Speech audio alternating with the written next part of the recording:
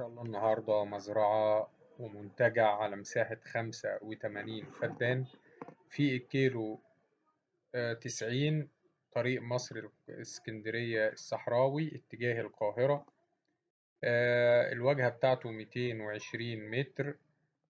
بالنسبة للمنتجع أو المزرعة مزروعة 25 فدان زيتون، 25 فدان مانجا، و30 فدان برتقال وليمون. فيها 3 محول، 3 بير، مخازن وسكن للعمال لا تصل إلى القطار. في طريق خلف المزرعة عرضه 20 متر.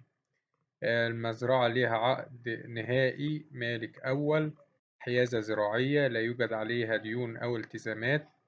السعر إن شاء الله المطلوب 1,300,000 جنيه للفدان.